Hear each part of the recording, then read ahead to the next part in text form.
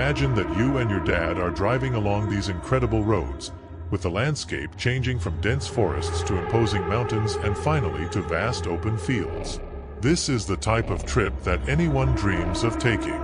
The BMW Z4, with its gentle roar and the wind that hits you in the face, does nothing more than increase this sensation of freedom. It's as if the world was at your feet. But suddenly, as you advance along the winding curves of a mountain, you feel something strange. It's a feeling that starts out feeling light, like a slight restlessness, but it soon grows and becomes impossible to ignore. You look to one side and see that your priest is concentrated on the track, but there is tension in his shoulders, a rigidity that was not there before. What could be wrong? Everything looks perfect. The sun shines, the car glides along the road without effort, and the landscape is impressive. But then, that persistent feeling that something is wrong refuses to go away. You try to ignore it and force yourself to enjoy the view. The mountains are majestic. The trees move gently with the wind. But as you advance along the mountain trail, the shadows of the trees seem to grow thicker and deeper. This is how the trees themselves were watching you, waiting for something. Suddenly, you see something behind your eye. A dark figure, hidden among the trees. You turn your head quickly, but there's nothing there. Only shadows. But the feeling of discomfort increases. You consider mentioning this to your priest, but he seems so focused on driving that he decides to let you go. The road is getting longer and the curves are getting tighter. The trees are now so dense that they block most of the sunlight. The feeling of discomfort turns into mild anxiety. It feels like something is about to happen, but you can't identify it. Luego, without warning, the car takes a sharper turn and you feel your heart speeding up. There is still a cabin next to the road. An old dark wooden cabin, hidden by the surrounding vegetation. The cabin seems abandoned, but something in it calls for attention. Maybe there's the way the shadows seem darker around you, or maybe there's the feeling that you're being watched. His father slows down, with his eyes fixed in the cabin. It says nothing, but you can see that it also feels something strange. The tension between us increases. The silence inside the car is often numbing. Should we stop? Questions, trying to calm Sonar. His priest doubts, looking at the cabin. Finally, he shrugs his shoulders. I don't believe it, he replies, but there is a hesitation in his voice. He accelerates the car, passing the cabin without looking back. But as you advance, the feeling of discomfort persists. It's like something long left behind, something that should have been seen but you ignored. The path continues to widen, but the daylight seems thinner and the shadows wider. That was rare, he says, more to break the silence than any other thing. Your priest is there but doesn't say anything. He's more focused than ever on the road, with his eyes fixed straight ahead. But you notice that he looks in the rearview mirror more often than usual, as if he was expecting to see something on the road behind you. The journey continues, but the feeling that something is wrong doesn't go away. The path begins to descend the mountain, the trees separate to reveal a view of a deep lake. It's beautiful, but there's something unsettling about that tranquility. You decide to stop at a small rest area next to the lake, in need of a rest. As your father parks the car, you start stretching your legs, trying to get rid of the uncomfortable sensation from above. The air is cool. The soft sound of water breaking against your ears should be relaxing, but it isn't. It seems like something is out of place. Luego, come back to see. The same dark figure that you thought you saw before is now there, at the edge of the forest, near the water. She doesn't move, she just falls there, looking. Parpadeas and the figure disappears. Did you see that?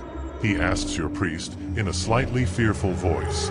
¿Ver qué? He responds, but before you can decide anything, an extraneous sound comes from the forest. It's like a roar, but it's different from any animal sound you've ever heard. It's low, almost imperceptible, but it carries a feeling of urgency. We should leave, you suggest, and the discomfort turns into real fear. Your father doesn't argue, and you quickly return to your car.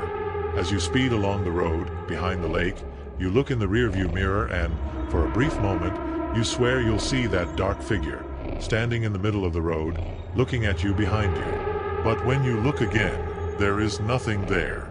The rest of the trip continues, but the feeling that something isn't going to go away.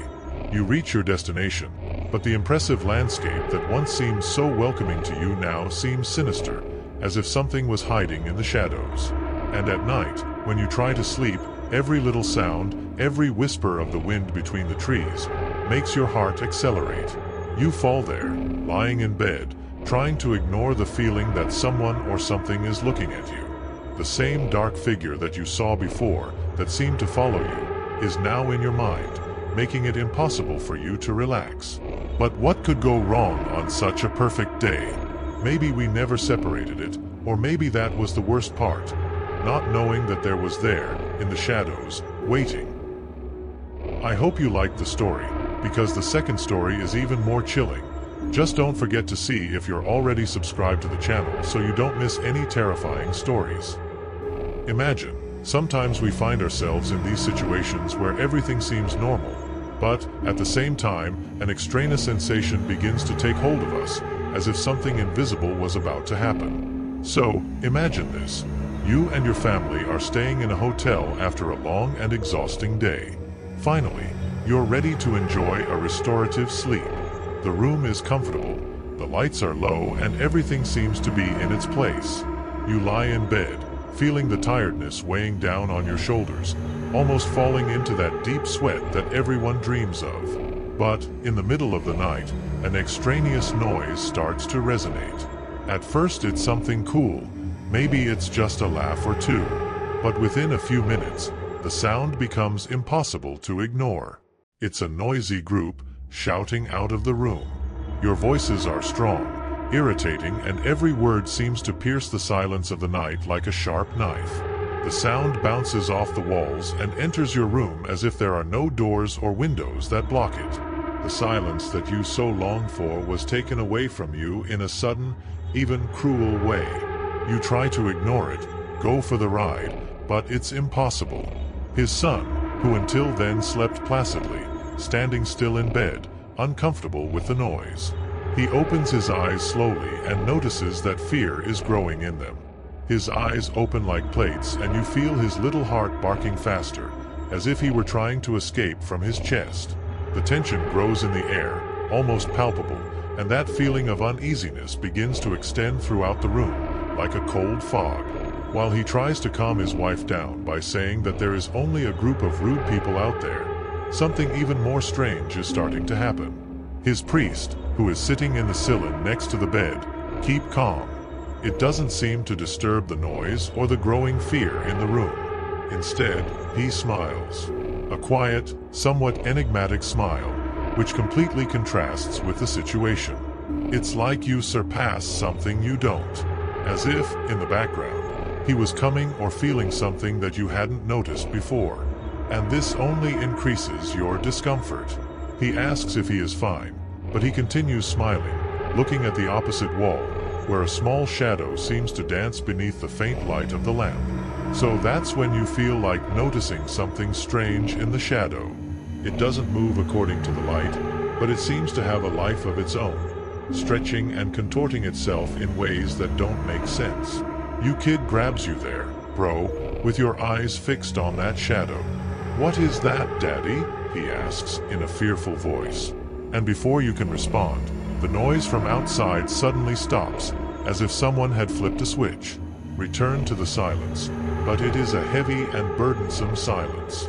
The shadow on the wall dissolves, disappearing as if it had never existed. Your priest finally looks at you, but with that extraneous smile. "I think it's going to be a long night," he says, as if he was predicting something. Suddenly, the noise returns, but this time it's not you. It's the sound of something scratching the door, slow and deliberate, like claves ripping wood. His wife hides on weekends and his father, still smiling, just looks. You get up, unsteady, afraid of freezing your steps. When you approach the door, the sound stops. New silence. But when you put your hand on the door handle, It turns solo. The door slowly opens, revealing the empty and dimly lit room. The air outside is heavy, often suffocating, and you feel a scald that runs through the column. At the end of the pasillo, something moved. It is a tall and slender figure, with long and clumsy legs, as if it did not belong to a human body. If you stop for a moment, you will realize that it has been noticed, and I will start moving towards you. Panic takes over you. The door closes with strength, but the sound of a tear returns, now on the wall, on the floor, everywhere at once. It's like the figure tried to enter, surrounding you on all sides. His father is still sitting, smiling, as if he is all under control. But his smile seems less reassuring and more sinister. You take your child in your arms and hold him close to you, with his racing heart and his fear dominating your thoughts. What was that there? Why was his father so calm, as if he had been waiting for me? The night seemed to last forever. The noise of tears continued, and the feeling of being watched intensified with every second. Your priest finally gets up, but with that enigmatic smile. "It's time," he says, walking towards the door. "Tiempo para qué?" questions, but he doesn't answer. Meanwhile, he slowly opens the door, and the room is empty except for the same tall and slender figure, now standing alone a few meters away, as if he had been waiting for it. Your father comes back to you for the last time, and his smile fades. "Cuídense mucho," he whispers, before leaving through the door, immediately followed by the figure. The door closes and the tear stops. Return to the silence, but it is a silence that brings with it a feeling of loss, that something terrible is happening on the other side of the door.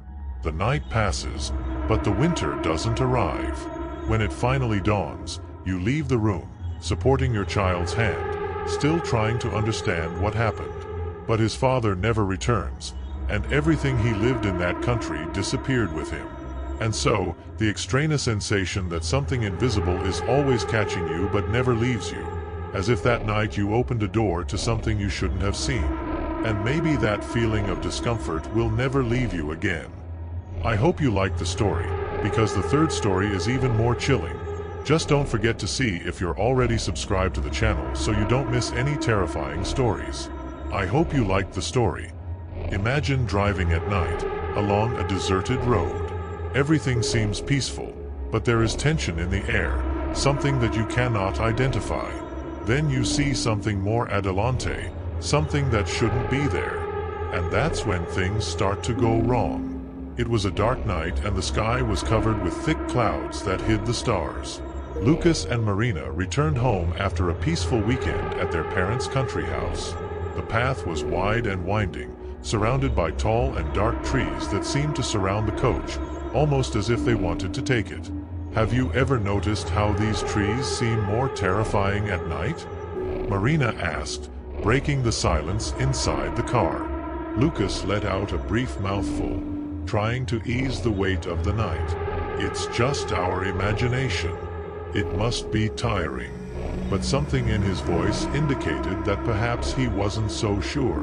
The radio played music in a low voice, but even the sound seemed muffled, as if the car was isolated from the world. Suddenly, an extraneous sound came from the car's engine, a metallic noise that made Lucas turn his stomach. He looked at Marina, who was tense. "What was that?" he asked him. His voice was stronger than necessary. Lucas reduced the speed and looked at the table, but there was no warning of a problem. Maybe there was just a stone that hit the car, or something stuck in the wheels, he says, trying to calm the sonar. But the truth is that he is worried. I was in the middle of a deserted road, without cell phone signal, and the last town was more than an hour away. He stopped the car at the arch, where the darkness seemed even more intense. "It's a sight. It shouldn't be anything," he says, "unless something inside him wants to stay inside the car, where he's safe." Lucas got out of the car and drove ahead, lighting the engine with the flashlight from his cell phone. Everything seemed normal, but there was a slight hint of sweat under the hood. "Damn, see," he muttered to himself.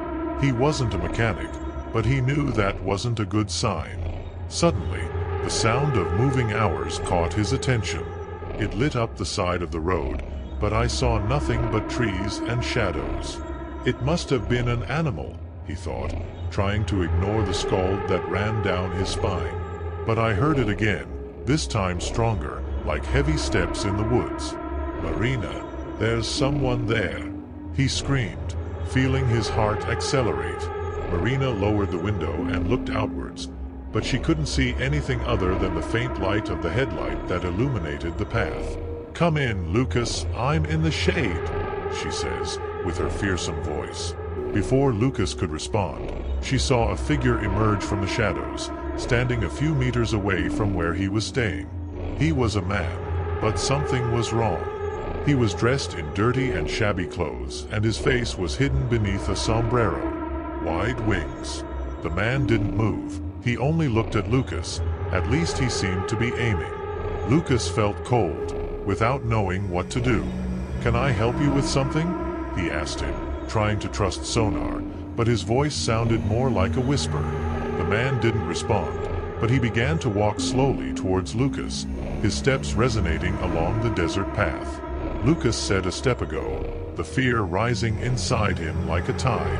"What do you want?" he screamed, while the flashlight was burning in his hand. Marina, seeing what was happening, started screaming from inside the car. "Lucas, get in the car, now!" But Lucas couldn't move. There was something in the man's gaze, or in his absence, that paralyzed him. The man continued to approach, now only a few meters away. It was then when Lucas realized that he was not solo.